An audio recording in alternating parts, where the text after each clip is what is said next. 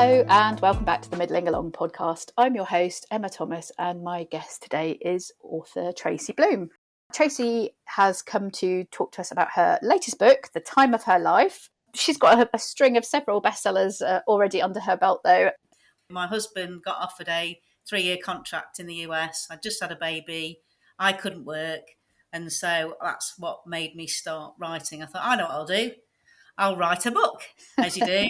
And so I joined a creative writing evening class at a community college, which was brilliant fun. Met some amazing Americans there. And I just did it. And I used to do it whilst my son slept in the afternoons. And then occasionally I go and sit in the Barnes and Noble and write there. And then, yes, I just cracked on.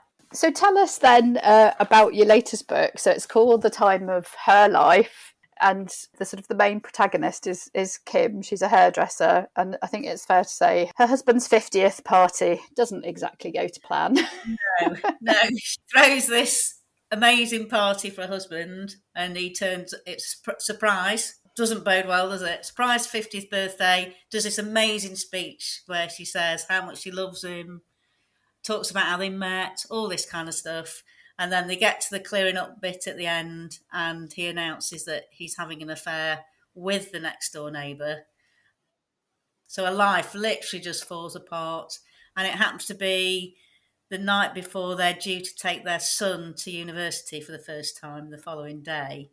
So she ends up taking him and she ends up staying with him. It's so kind of the diametric opposite of the empty nest. Exactly. I follow you. I've solved this empty nest issue. There we go. I'm coming with you. So she moves in with 3 18-year-old boys. And so she's sort of approaching late 40s. So that, as you can imagine, presents its challenges. And so, but basically, her whole life's been ripped away from her. And it's her journey in terms of finding herself again, picking up the pieces, realising that in order to create her family, the sacrifices she's made during that. So she has to start all over again. And she's doing that to the backdrop of these three lads who are also really finding their way. They're starting university for the first time. So there's a bit of sort of learning off each other as they go on this new journey of self-discovery together. So there's plenty of humour in there. But yeah, the main thrust really is about her finding what she's going to be and what she's going to do post her whole life falling apart. And there's obviously some tension in there. I mean, I can imagine the last thing that a sort of an 18-year-old wants when they move into their student digs is their mum tagging along, getting drunk and throwing up on the living room carpet. Yes, yeah. Well, there's some interesting sort of role reversal in it all because she didn't go to university. So there's a little bit of she's sort of rediscovering being young again. And so it's not always the teenagers who are getting drunk and thrown up on the carpet. She does a little bit of that herself. She finds her freedom again. What gave you the inspiration for that? I was going to say anybody you know, but maybe that's It's a really weird one, this one. So I literally turned 50 a couple of years ago, and I said to my agent, I write romantic comedies, and I said to my agent, I don't have any romance left in me at all. All I can think about is murder, which I think is probably quite a common train of thought for most middle-aged women.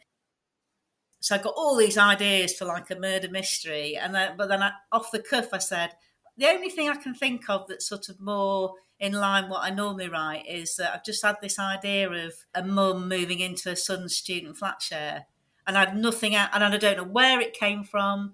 I had nothing else other than that, and my agent said, that's the one. That's the book you need to write. So I was like, oh, okay, right. I need to do some development around that idea. So yeah, I've racked my brains. Where did that thought come from? And I cannot remember. It's very weird where inspiration comes from. I don't know where, but yeah, that's how it started. Literally that little kernel. Do you think we're seeing more of these kind of 50 something or kind of midlife protagonists coming through now for sort of those of us who've grown up on like you say the kind of books that you were writing sort of maybe 10, Yes. 15 years ago and progressed on to the sort of the next stage. I think we are slowly but steadily. I think we're making real progress in TV in particular. So there's loads of great old, I don't want to say the word old, but middle-aged women, female characters, and so always think about the star character of Happy Valley, for example. Mm.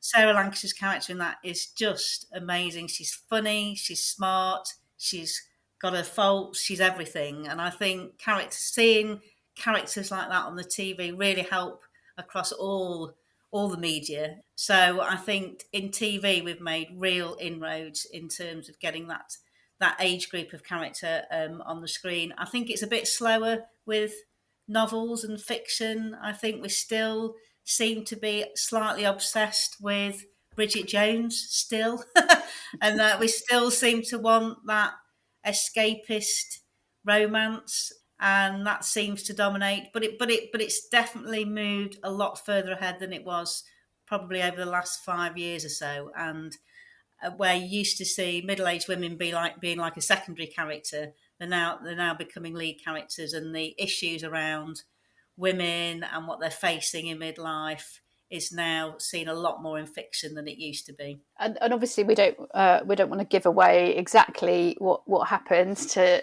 Kim in terms of her where her story ends up. But I think it's really interesting that kind of it's a crunch point, isn't it, that a lot of people get to sort of around the time teenagers leaving, going off to uni or whatever it is that they're doing, and sort of probably something as well to do with the sort of the estrogen levels plummeting and the kind of the kind of the nurturing leaving your body. Just whether your kind of your hand is forced or not, I think it's definitely a sort of a time when people are reevaluating things like relationships.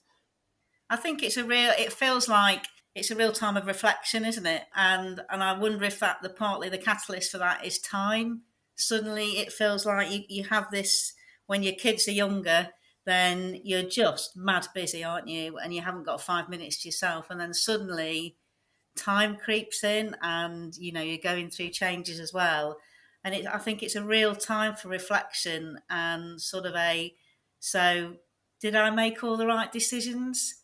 Would I do it differently? And hopefully the main thing that you get out of that is that actually it's all about what you want to do going forward, and learning to make the right decisions that suit you going forward, whereas it might have been previously your decisions might have been very much driven by the needs of other people. So I think it's a really interesting time, and you have to get to the point, don't you, where you see it as an opportunity, right? Rather than, oh God, I'm getting old.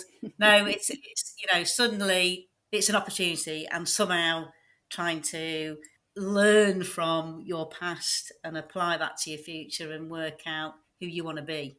And this is pretty much what Kim goes through in the book. So, and as you say, try not to give away her ending. She's a hairdresser, and I was thinking about her actually because I was lucky enough to see My Lovely Hairdresser earlier on today, and it's very much it's that sort of confessional element, isn't it, when you're sort of going and chatting to the hairdresser, and somehow I think sort of not being face to face with somebody makes it a lot easier for sort of things to come out and to be shared. And I think hairdressers should write novels, because the stories they must have heard through this course of their career must be incredible. I think the amount of information and insight they must take in must be fabulous. So it's almost worth as as a writer taking up a bit of hairdressing on the side just to get more material. Exactly.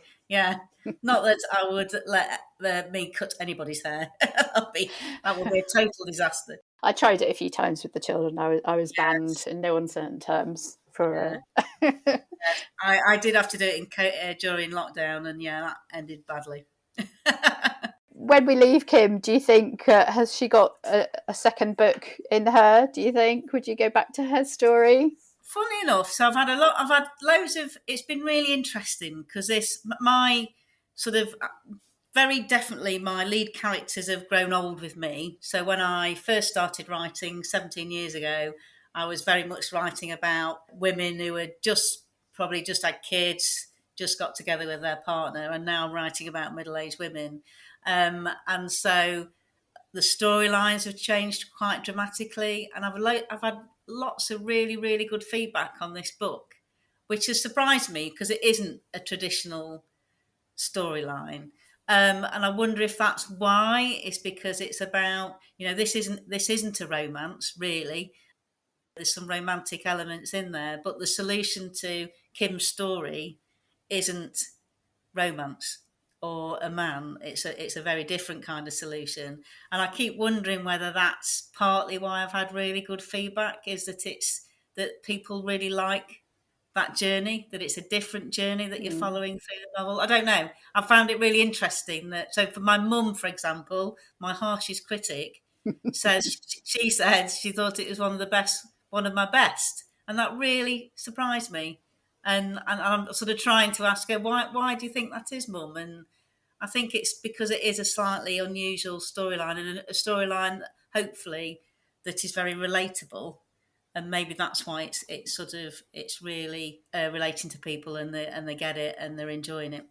I was definitely expecting a certain thread in the ending that didn't materialize. So in a way, that was quite that was quite gratifying. I was like, oh, she doesn't need to be saved. She's saving herself. Exactly. Exactly.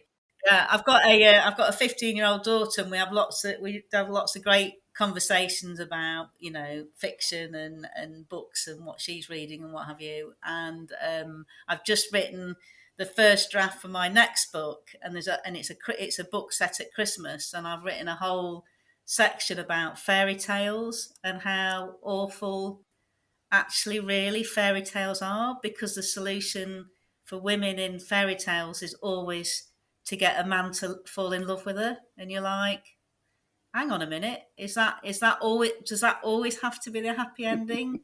So it's interesting, as I've grown as a writer and I've got older as a writer, that I can feel myself pulling away, rightly or wrongly, from the happy ending always being romance, or it just feels like there's so many other options, opportunities. Obviously, having a loving partner is brilliant and is a happy ending, but there are other ways and there are other journeys that women go on. So I find it a really interesting area that I've been sort of really thinking really hard about with my book writing as I've got older.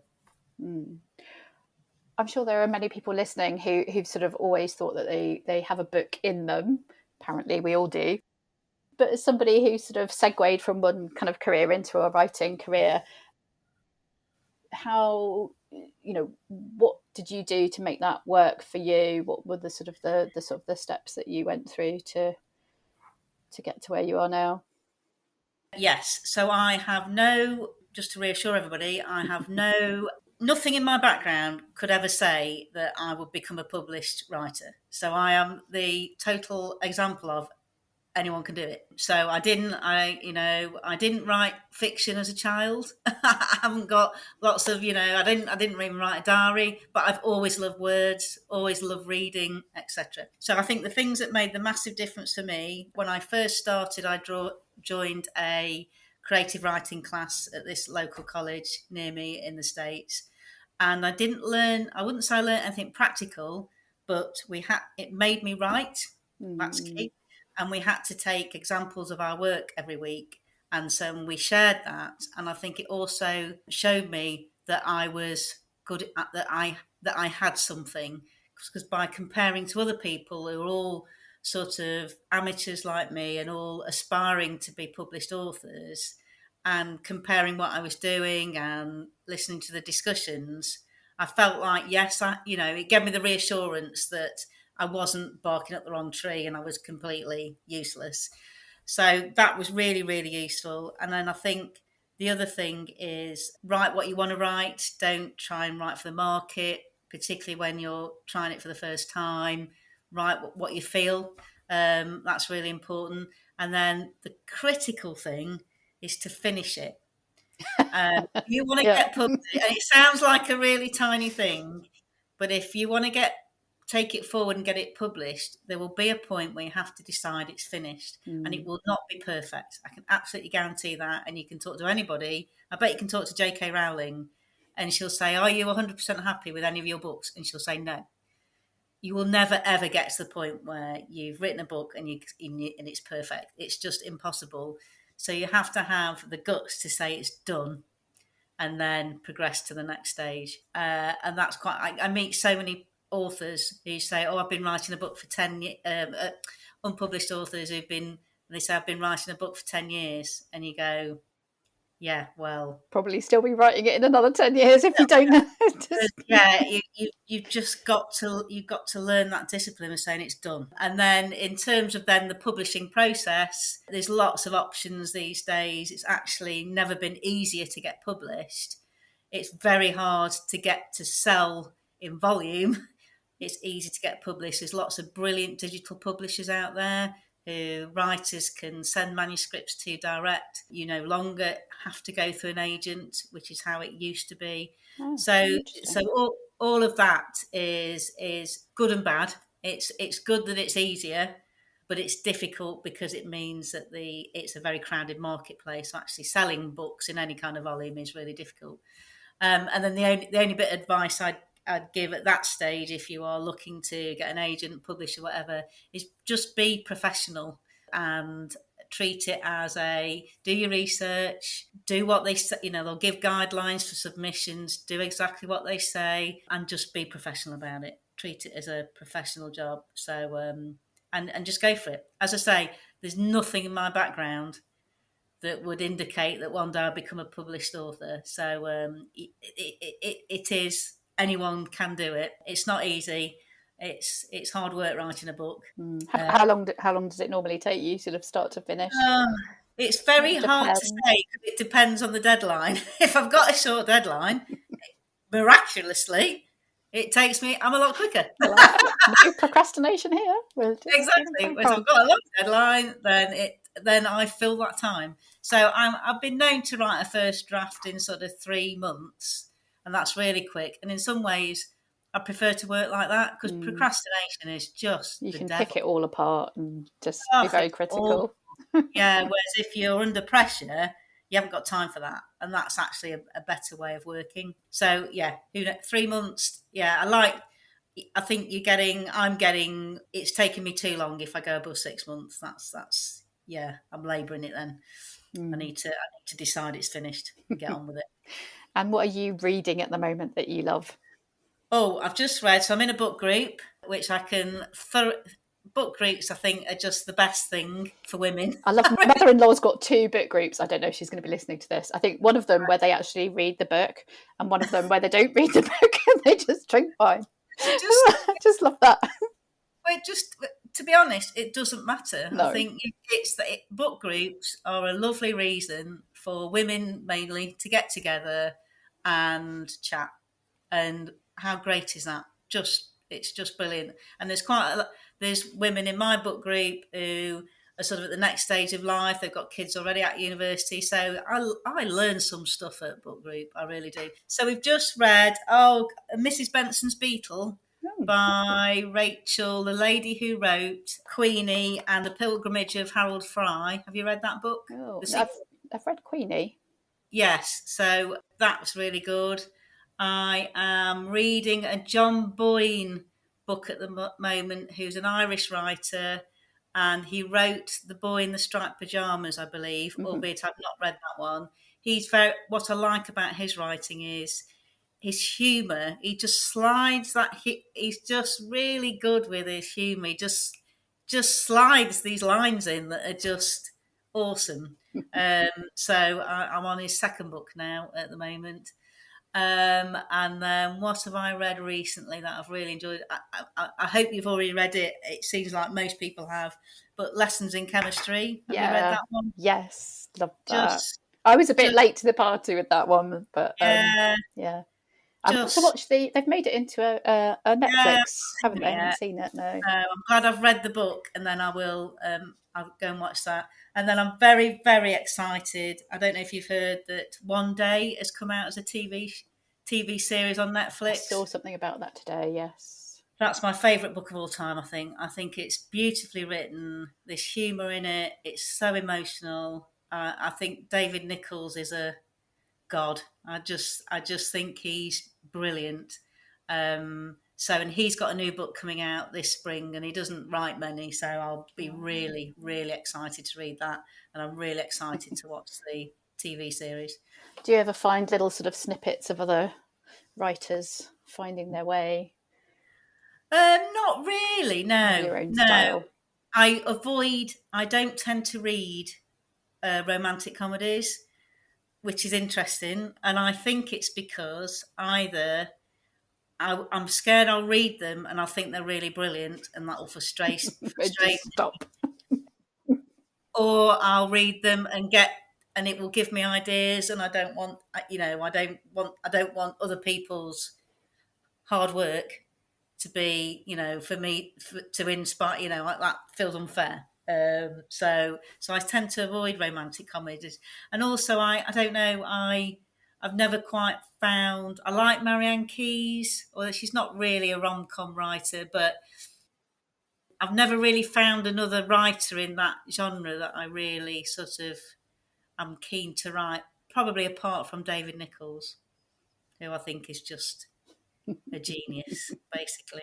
I'll keep an eye out for what's do you know what his new one I is know you're going to called? ask me that. No, I'll I Google can't it. remember. I love the fact as well. I don't know if you read Us, which is a book that he wrote and was also dramatised. And that was about a couple, who were struggling, and the kids had left home, and it was very much an observation of marriage and all that. And he's brilliant at observations on relationships, and I find that very.